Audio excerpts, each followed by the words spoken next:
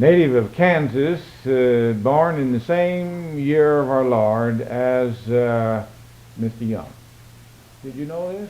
Coincidence. Well, now we haven't announced the year, so. But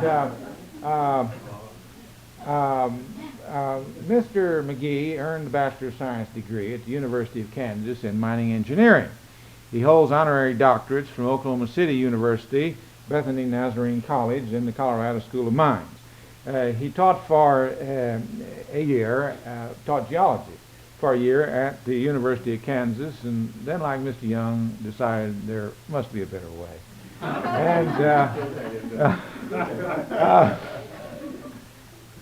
So beginning in the year 1926 and continuing to 1937, he served successively as petroleum geologist and then as chief petroleum geologist with the Phillips Petroleum Corporation of Bartlesville.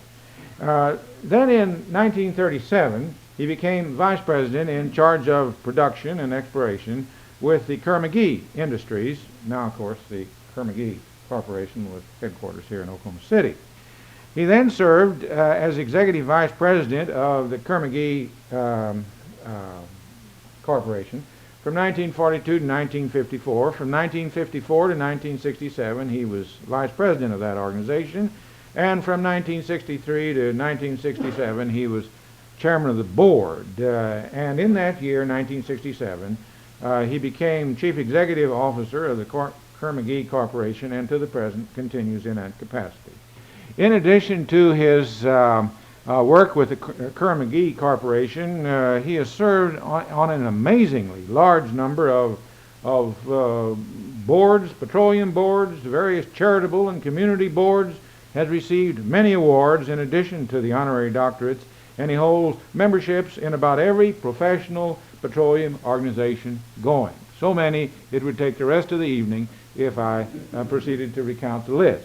So, with no more ado than this, I want to introduce Mr. McGee. It's a great pleasure to have you here this evening.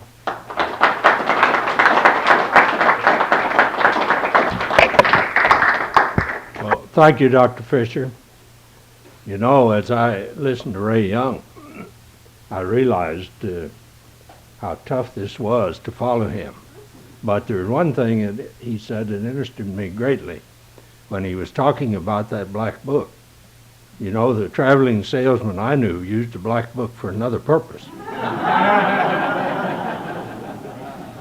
Also, I decided that beside having silvery hair, he also had a silvery tongue.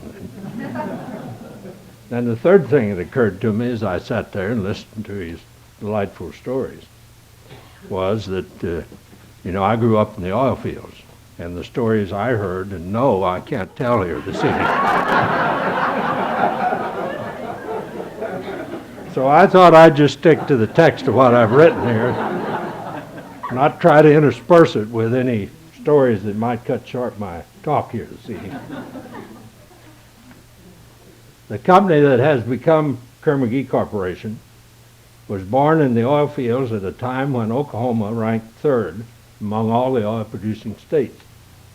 Numerous prolific oil fields in the Seminole area had been found, and their development was to be followed by the discovery of the Oklahoma City field, the second largest oil field ever discovered in Oklahoma, and the ninth largest discovered in this country. But it was also a period of troubled times for both the national economy and for the petroleum industry. The company's beginning was a humble one. Its co-founder, Robert S. Kerr, was born in a log cabin in Indian Territory, near what is now Ada, Oklahoma, and worked his way through college, like Ray, selling magazines. He then taught school for 2 years, served with the U.S. Army as an artilleryman in Europe, and in order to pass the state bar examination, returned to study law in the office of a local judge. By the mid-1920s, he was a struggling young attorney. It was a time of struggle for others, too. The Greater Seminole oil boom was underway in Oklahoma, but a small contract drilling firm, Dixon Brothers Drilling Company of Anadarko, Oklahoma, was having difficulty keeping its two steam rotary drilling rigs busy. The owners asked their field superintendent, James L. Anderson, if he knew of anyone who might be able to help obtain drilling work for the company. Anderson suggested his brother-in-law, Robert S. Kerr. Knowing that the oil industry offered great opportunity, Kerr promptly indicated his interest. Dixon Brothers Drilling Company was reorganized in 1926, with Kerr and Anderson each owning 20% of the business.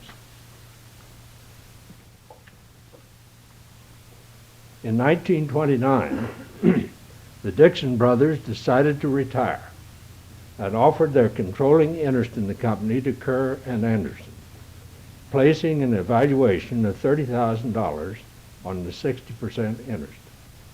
Since Kerr's and Anderson's assets were negligible, the interest was acquired by payment of $5,000 cash and $25,000 in notes. The new company was organized as Anderson Kerr Drilling Company in the year of the stock market crash and the beginning of the Depression.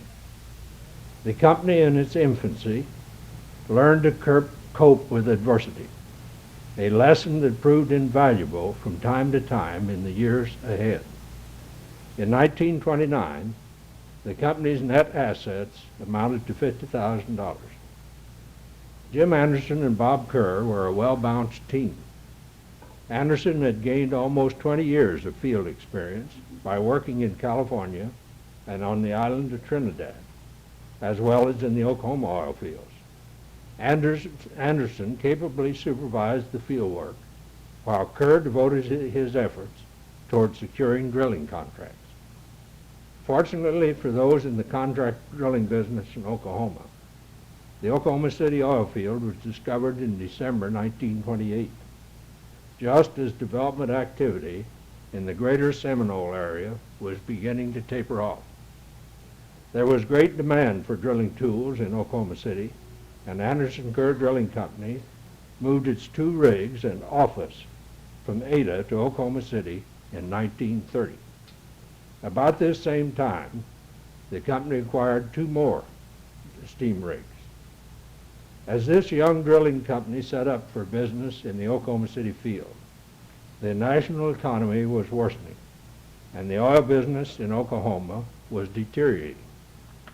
The development of the Oklahoma City field was rapid in the early 1930s. Production capacity of individual wells was very large, with some wells testing as much as 100,000 barrels per day through casing. This flood of oil, added to the oversupply from the greater Seminole field, had created in Oklahoma an unprecedented accumulation of above-ground oil stocks, depressed prices, and excess capacity. For a short period, the price of crude oil dropped to 10 cents a barrel. But out of this demoralization came the first effective conservation laws. The oil industry in Oklahoma had attempted voluntary restriction of oil production in the Seminole area in the late 1920s without success. By 1932, with the market flooded with oil from the Oklahoma City and East Texas fields, the situation became so chaotic that the industry accepted the restricting of production to the available market. In Oklahoma, after a hectic beginning, including the use of National Guard troops, the state succeeded in enforcing its conservation laws, and proration of oil production to market demand became a reality. During this period of national economic and oil industry chaos, Bob Kerr's confidence in the future and his persuasiveness kept the drilling tools of the Anderson Kerr Company busy. Also, the scarcity of money and general uncertainty provided the company with the opportunity to further its goal of acquiring oil and gas production by taking payment for drilling services, partly in cash and partly in lease working interest. Anderson Kerr in this manner acquired part ownership in 14 producing wells in the Oklahoma City field. By 1932, the growth of the company's oil and gas holdings indicated the need for a corporate structure that would permit public financing. Subsequently, A&K Petroleum Company was formed and incorporated in Delaware. This same corporate entity later became Kerr-McGee Corporation. And I might pause here. In the paper yesterday was a little story about someone here in town who helps identify old stock certificates that people think have no value. And the story was about some lady who found some stock certificates of the A&K Petroleum Company. Thought they had no value, but they turned out to be worth $18,000. However, public financing of a young and relatively unknown drilling company in this period of severe national economic depression, a demoralized oil industry, and an almost total collapse of the securities market was a Herculean task. It may seem that the first two public financings of the company in 1935 and 1936 were too small to merit much attention, but without them the company probably would have developed differently. The first public financing of the company was achieved in 1935 with the sale of 118,000 shares of Class A common stock at $5 per share, convincing Illinois security officials that the stock of A&K Petroleum Company was worthy of being offered for sale to the residents of Illinois was a difficult job.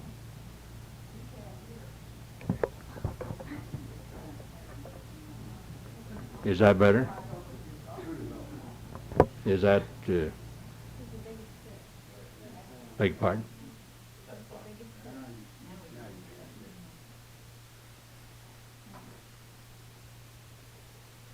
Kerr's initial efforts to obtain funds through Chicago securities firms were more frustrating than successful. During these early financing attempts, Kerr's headquarters in Chicago was a cheap hotel room, and his principal eating places were a chain of self-service establishments whose best buy was a generous portion of baked beans. His unshakable confidence that A&K Petroleum stock would greatly benefit its purchasers finally brought to a successful conclusion the 1935 financing that made possible the development of approximately 20 sections of gas acreage in the Moore County, Texas gas field.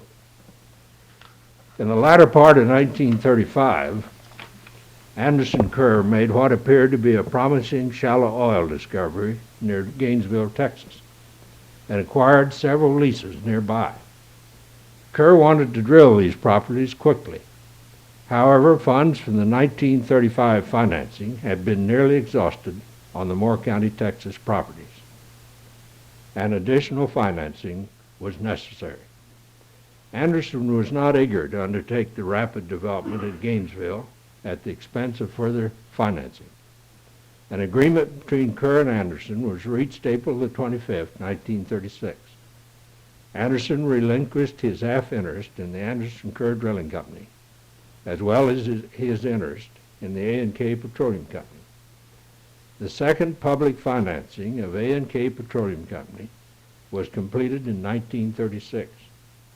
In 1937, the management was reorganized, with Robert S. Kerr as president, R.H. Lynn executive vice president, Dean Terrell vice president and general counsel, T.W. Fenham secretary treasurer, and myself as vice president of production and geology. The name of the company was subsequently changed to Kerlin Oil Company. A second enterprise, a partnership, Kerlin and Company, was formed by these 5 men, plus Travis Kerr, a brother of Bob Kerr. Kerlin and Company owned and operated the rotary drilling equipment and owned the Class B stock of Kerlin Oil Company. The next few years were ones of steady progress as the company began to emphasize the exploration for and acquisition of oil and gas reserves. In 1938, The company drilled a discovery well in the large Magnolia Field in Columbia County, Arkansas. By 1942, Bob Kerr felt that he could devote a major share of his time to public service.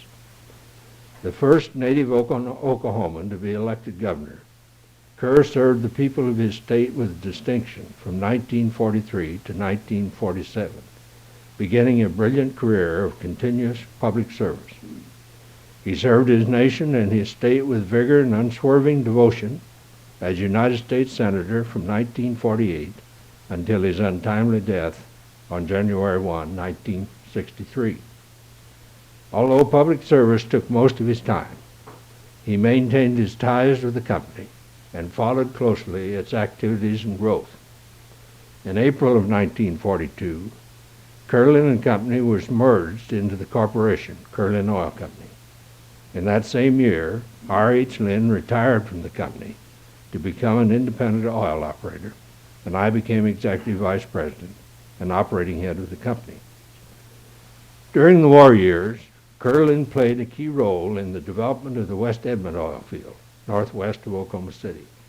The company drilled a discovery well in the field for an independent oil operator named Ace Gutowski, whom some of you here may remember. Yeah. For a small amount of cash plus working interest in a number of Gutowski's leases. The discovery well was completed in 1943 and set off the West Edmond field boom. As development began, there was a shortage of drilling equipment and manpower. Outdated drilling equipment was resurrected, and steam rigs, which had last been used in the Oklahoma City and East Texas booms, were renovated and placed in service. By 1945, the company had managed to assemble 22 rigs and to find and train the manpower to operate them. The activity in the West Edmond field, plus the acquisition in that area of a large block of acreage, some of which required immediate development, led to a significant milestone in the history of the company. While the company had been able to borrow from Oklahoma banks the funds needed for day-to-day operations, the financing now required exceeded the capability of these banks. Hugo Anderson, vice president of the First National Bank of Chicago, was approached because of his knowledge of the oil business and his experience in financing growing and struggling oil companies such as Kerr-Lynn. The bank made a term loan of $1 million. This marked the beginning of a banking association that continues today and which has contributed much to the growth of the company. At about this same time, the company entered into a joint exploration arrangement with the Phillips Petroleum Company. For a number of years, this arrangement permitted Kerr-Lynn to greatly expand its search for oil and gas. Leases acquired under this program increased production and generated additional cash, which made possible a further expansion of the company's exploration program. In 1945, the company took the initial step toward becoming a fully integrated oil company. A small 1,200 barrel per day refinery located at Wynnewood, Oklahoma, was purchased from the estate of Josh Cosden. Over the years, the plant has been completely rebuilt. Construction is now being completed on a 16,000 per barrel day crude unit. When this unit goes on stream during this summer, it will increase the present capacity of the Wynnewood refinery to approximately 50,000 barrels per day. Following Kerr-McGee's entry into refining operations in 1945, a few service stations were built during the next decade. But it was not until 1955, when the marketing, pipeline, and refining facilities at Deep Rock Oil Corporation were purchased, that the company was represented in all phases of the oil business. On January the 15th, 1946, the name of Kerr-Lynn Oil Company was changed to Kerr-McGee Oil Industries, Inc. In the following 6 years, Kerr-McGee entered into new activities, that are among the greatest strengths of our operations today. These new fields of endeavor were exploration of the continental shelf offshore Louisiana, the acquisition of leases and subsequent discovery of oil and gas there, development of methods and equipment for drilling in the open waters of the Gulf of Mexico, entry into the uranium business, the acquisition of extensive coal lands, and major expansion of refining capacity. The company began geophysical exploration in the near-shore waters of Mississippi and Louisiana in 1945. By 1946, sufficient seismic evidence of a salt dome prospect was found to request Louisiana to offer leases for sale. The company purchased 8 5,000-acre blocks in the Ship Shoal area in September of that year. On September the 9th, 1947, drilling operations were begun approximately 12 miles south of Point of Fair, south of Morgan City, Louisiana. The water depth was 18 feet. The well, drilled to 2,563 feet, was completed as a 40-barrel-per-hour oil discovery. Kerr-McGee had made history by bringing in the first commercial oil well out of sight of land in the Gulf of Mexico. It was one of many firsts for the company. This one was indeed important to the petroleum industry because it marked the beginning of exploration of the continental shelf around the world. To drill a discovery well, the company had to devise new drilling concepts and equipment. Kerr-McGee takes great pride in its contributions to the technology of drilling for and producing oil and gas in the oceans.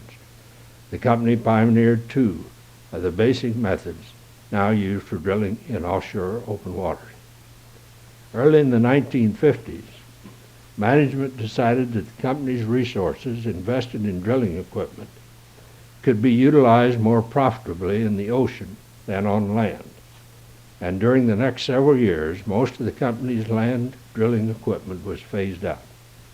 Competent and experienced personnel from land operations became the nucleus of an international ocean-going drilling organization.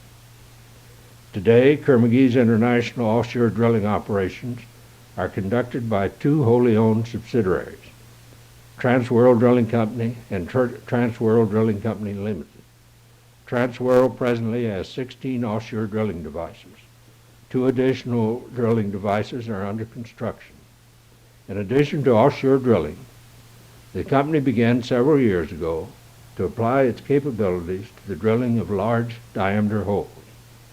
In April 1970, Kerr-McGee completed drilling a uranium mine shaft hole, 16.5 feet in diameter, to a depth of 796 feet, the largest diameter vertical mine shaft ever successfully drilled to completion by rotary rig drilling techniques. In the early 1950s, the company began to plan on becoming a total energy company and initiated exploration and acquisition programs toward achieving this objective. It was reasoned, and the spiraling demand is confirmed, that the energy needs of our society would continue to rise sharply, and that all 4 primary fuels, oil, gas, coal, and uranium, would share in the energy market. A step toward this goal of total energy production was achieved in 1952 when the company acquired the mining properties of a small uranium company.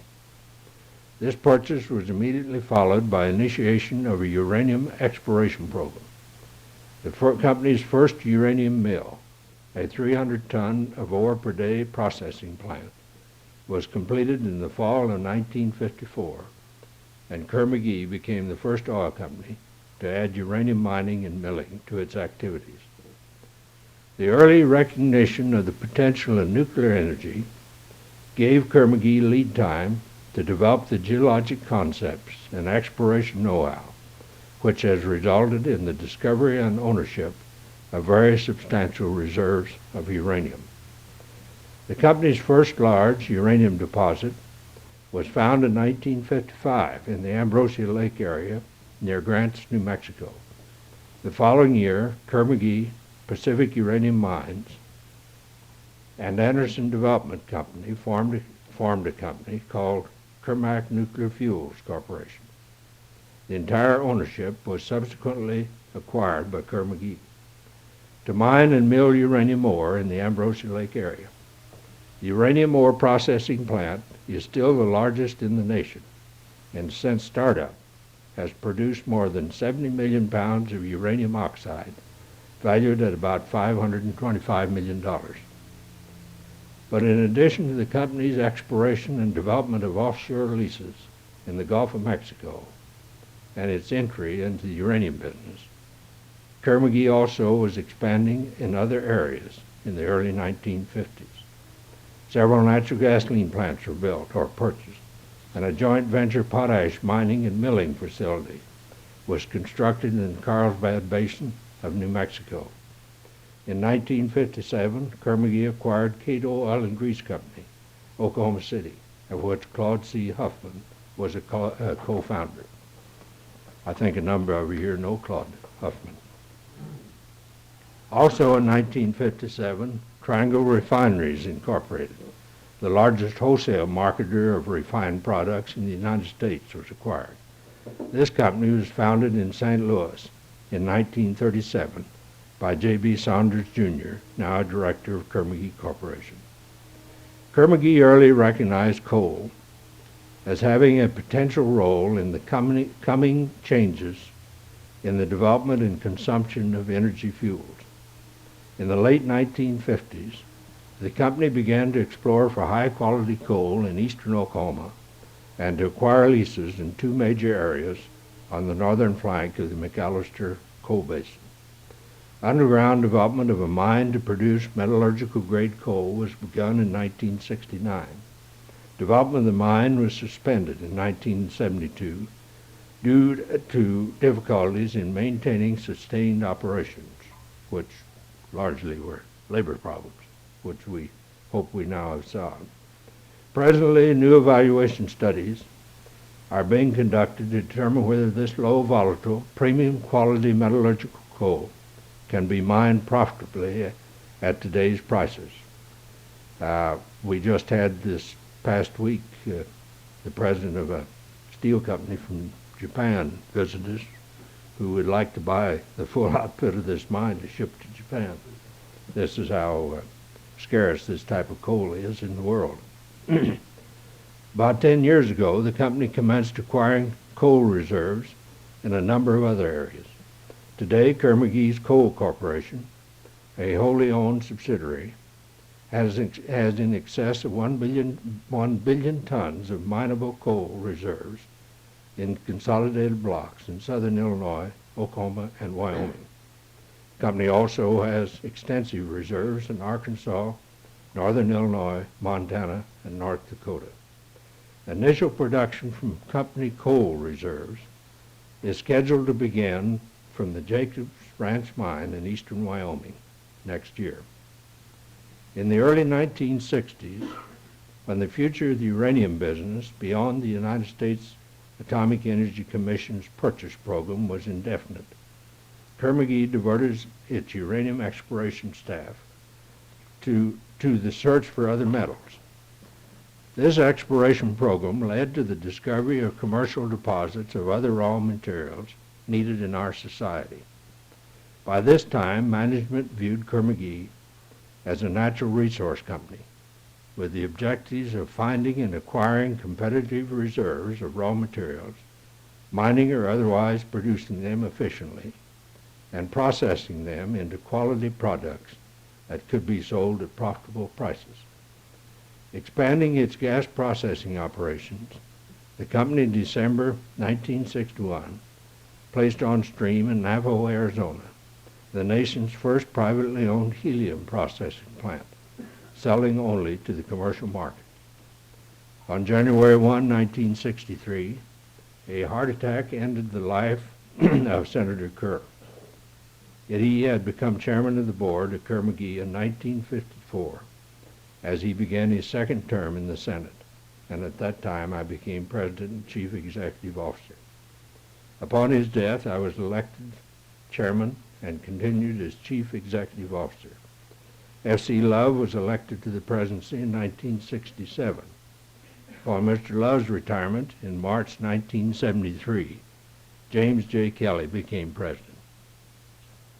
Returning to the chronological evolution of the company, Kerr-McGee also diversified into the field of preserved wood products, with the purchase of two leading firms in the forest products industry, the T.J. Moss Tie Company in 1963 and American Creosote Incorporation in 1964. These two firms were merged into a single subsidiary, Moss American Incorporated.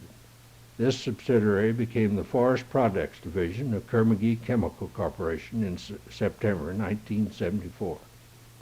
Kerr-McGee, through its Forest Products Division, owns 263,000 acres of timberland in this country. From 1963 to 1965, Kerr-McGee acquired several fertilizer marketing companies, and in 1965 consolidated them into the Kerr-McGee Chemical Corporation.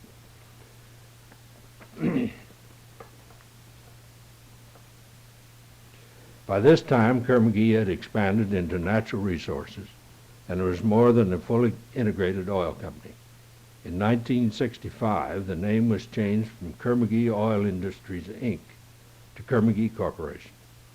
Late in 1967, the largest single merger in the history of Kerr-McGee took place with the acquisition of American Potash and Chemical Corporation, a company active in the production of basic chemicals. The skills of American Potash in converting brines and ores to chemicals and metals, coupled with its long experience in the marketing of these products, indicated that it would fit beneficially with Kerr-McGee's exploration and development capabilities. The 13,000 acres of leased and fee lands in Searles Lake in the desert of California was one of Kerr-McGee's principal interests in this merger. The American Potash properties include the second largest reserve of sodium borate salts in the United States, as well as large tonnages of sodium carbonate, salt cake, and potash. I might add that we're the second largest producer of borax materials in the world. American Potash became a part of Kerr-McGee Chemical Corporation in October 1970.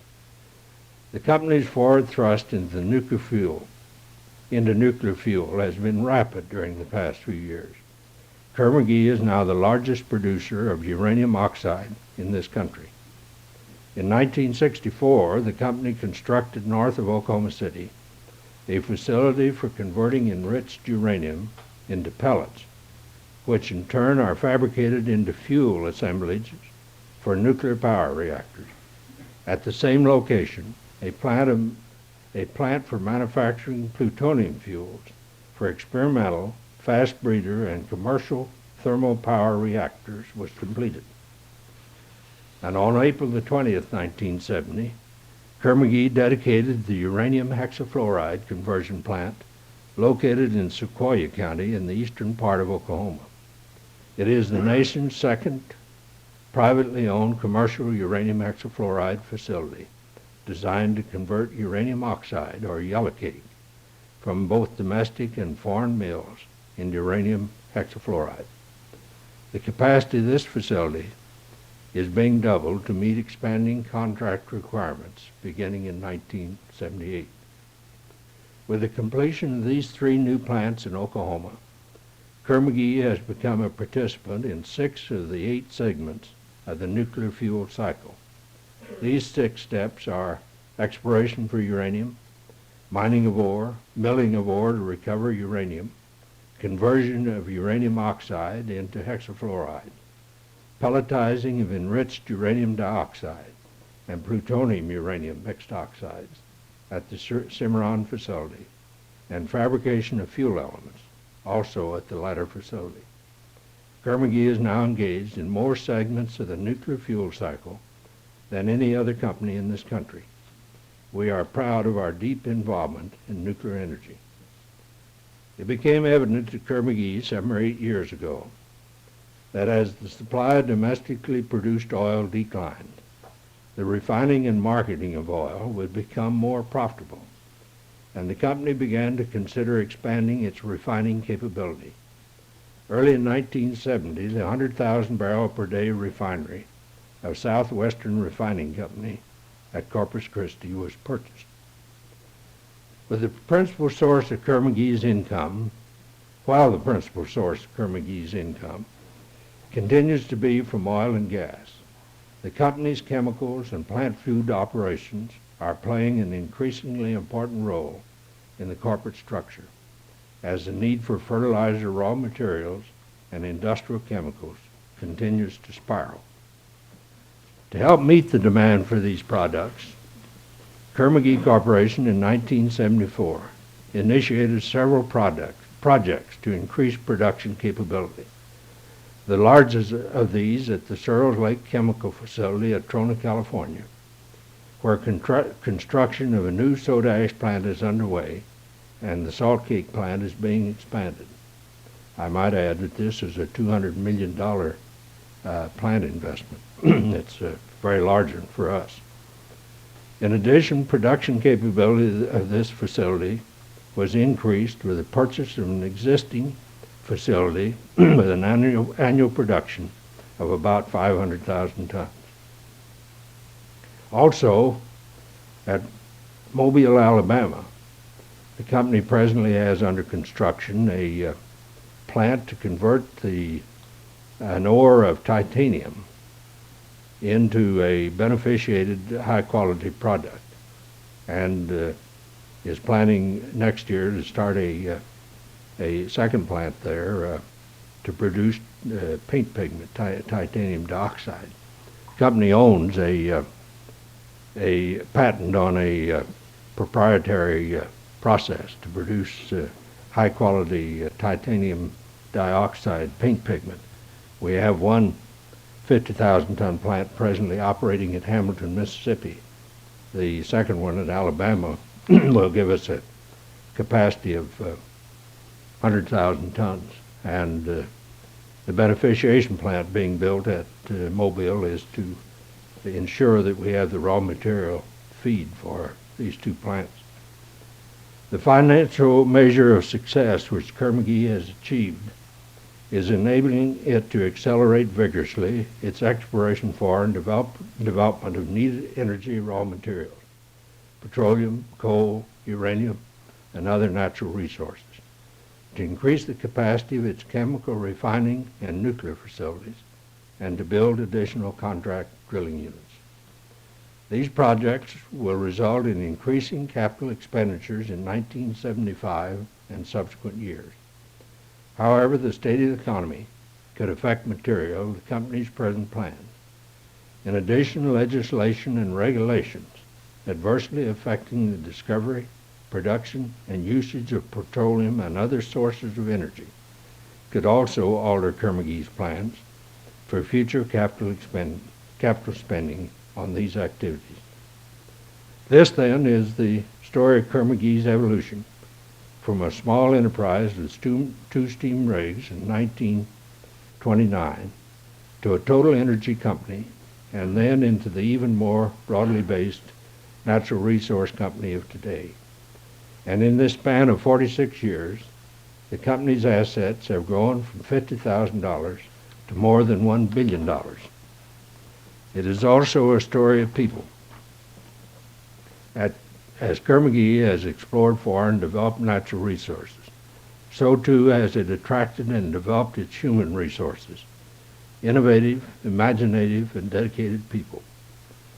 While the company's roots have always been deep in Oklahoma, Kerr-McGee extended them deeper by the construction of new corporate offices in downtown Oklahoma City.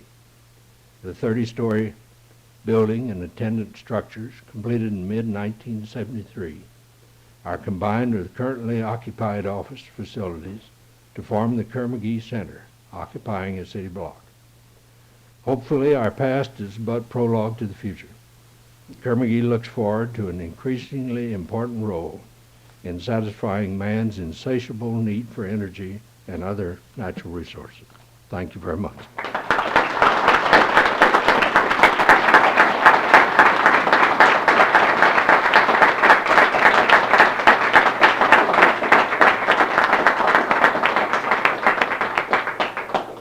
Thank you, Mr. McGee. We appreciate that excellent presentation. Are there questions that you might care to ask, Mr. McGee? Dr. Sanger. Dr. Sanger has a question for you. What do you say? Would you tell us something about the early history of Dean McGee?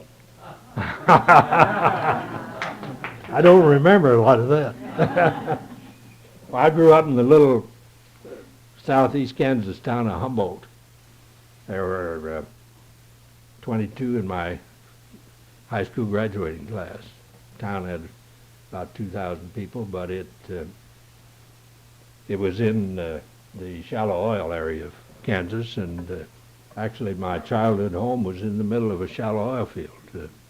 We had a producing oil well in the backyard, and most of you here would not remember. We used to have things called central powers that pumped the wells, and there were rods ran out from a central power station, and right across the road from where I grew up there was central power station with one of these one-cylinder engines that fired about every 2 or 3 minutes.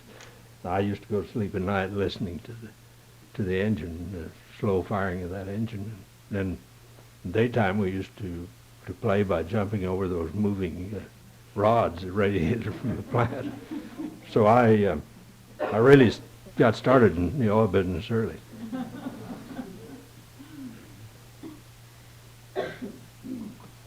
Yes, sir. One of the things that really strikes me in your presentation about Kerr-McGee is seeing a really early recognition of the need to develop other sources of energy other than petroleum. And I wonder if this is, it seems in my own mind to be pretty much unique for Kerr-McGee. It's getting quite a head start on most of the other large oil corporations.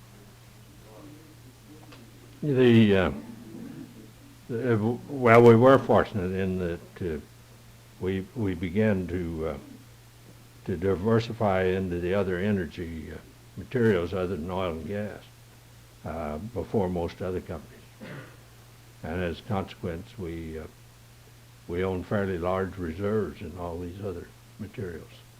Our problem now is to put them in production. Yes, sir.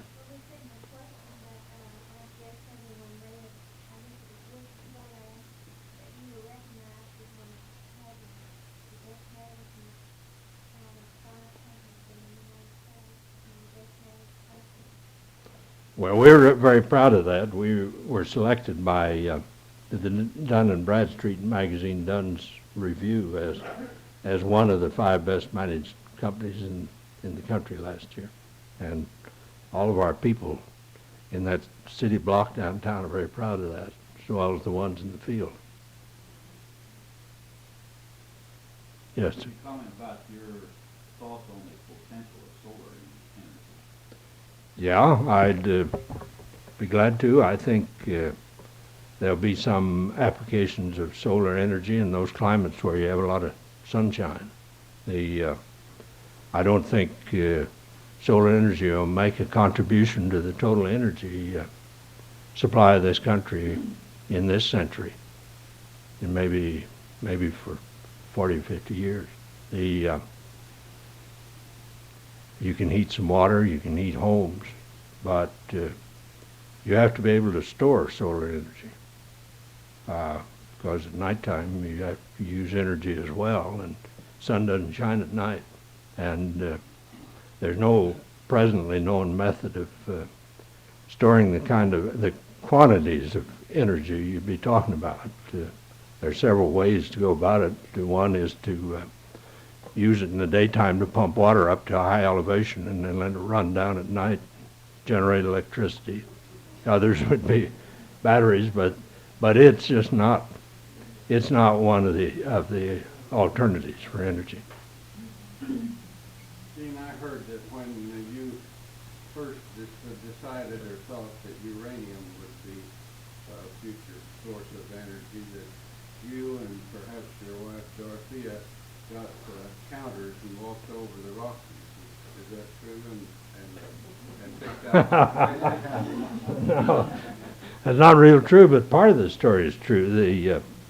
The first properties that we looked at belonged to a little company called Navajo Uranium Company, which the properties were in the Lukichuki Mountains and right out in the middle of the Navajo reservation in Arizona. And I took Dorothy with me. We went out to look at them, and it was in, I guess, early March.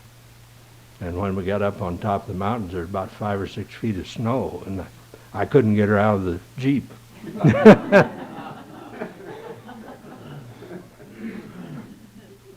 Yeah. Smart girl. Yeah. Dean, would it be fair to comment on your estimation of the percentage of energy demand that would be met in this nation in 10 years and 25 years by nuclear sources rather than other sources? Well, of course, as all of you know, and if you've read the papers about the plutonium incident at Cimarron, you realize that there's a very concerted anti-nuclear effort in the country presently. It's well organized. It's orchestrated out of Washington and is occurring all over the country. We just happen to be one focus of it up here at Cimarron. And so far, these groups have succeeded in slowing up very substantially the development of power generation, nuclear power generation plants. But if past history is any gauge, this will go on for some time. But eventually, one of the hopes of this country is to go largely nuclear. Presently, the cost of nuclear fuel is about 1/10 that of oil, and about 1/10 that of gas. And I'm sure that economics finally are going to win out over whatever it is that these groups presently are working at. The one estimate, if there are over 200 plants, about 225 power plants, nuclear power plants, that have either been ordered or under construction or operating. There are 56 presently operating in the country.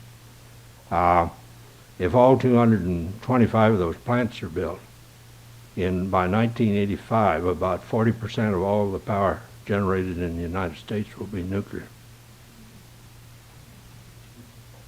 Will they be breeder reactors? These will not be.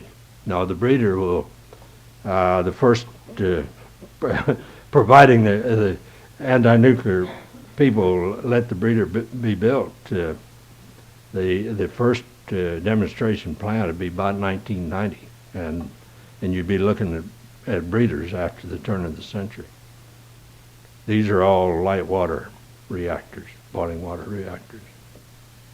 Of course, the other thing, I don't want to take a lot of time here, but the other real great hope for the future in energy is fusion.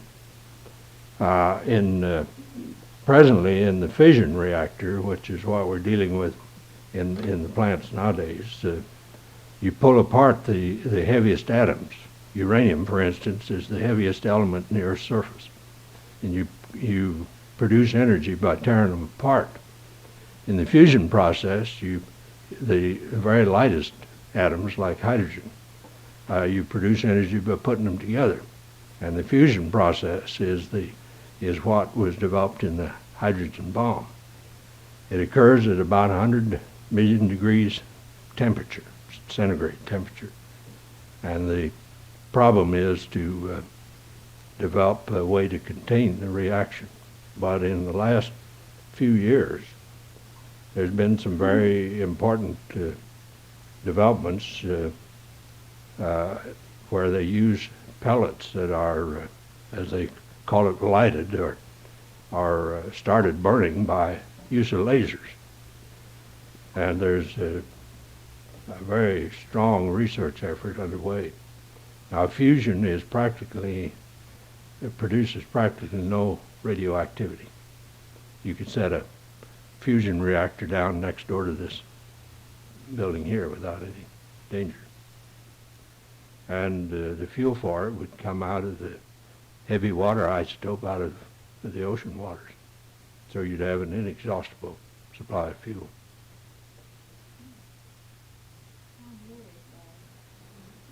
It'll depend entirely on if you get some tremendous breakthroughs in the research. It could come.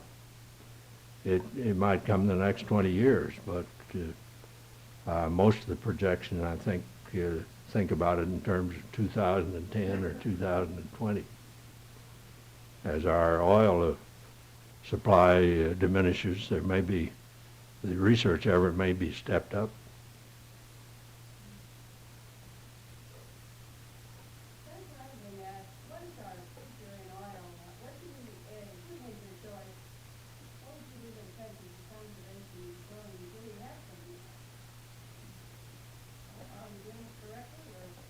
Well, what you said, I don't agree with.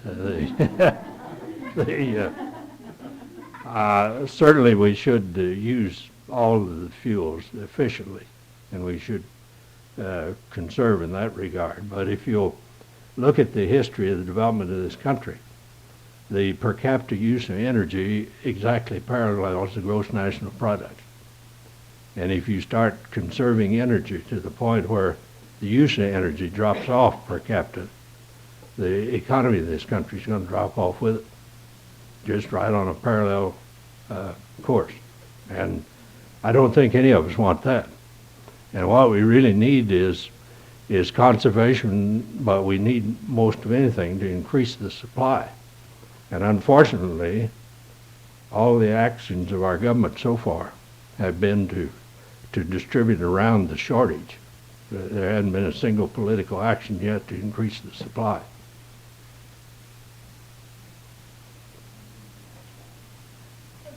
Mentioning the government, you're familiar with the Kipling's and Washington letter, I'm sure.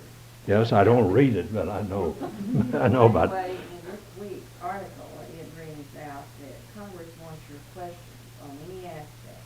The subject is so controversial as groundwork for new laws, rights, nuclear debate, abortion.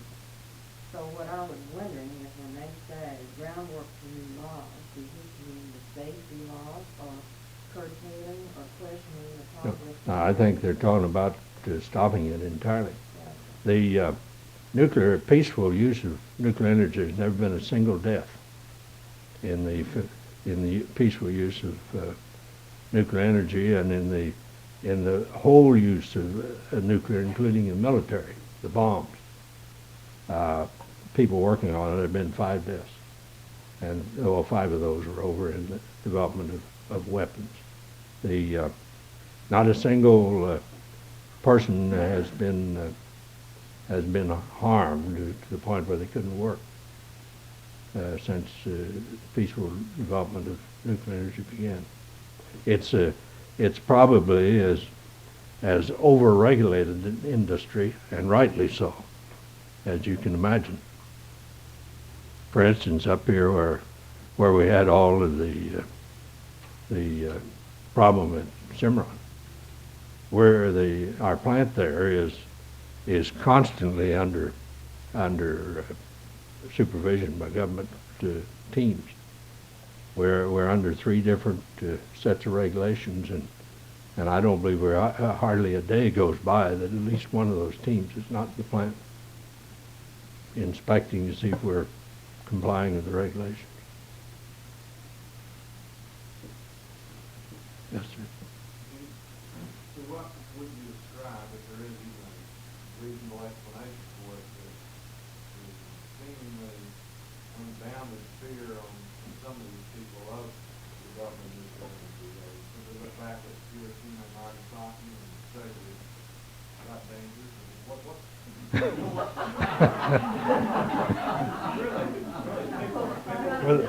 With that turning, I'm not going to answer you. know that's kind of a loaded question. I'd rather not get on tape what I'm saying, actually. Yeah.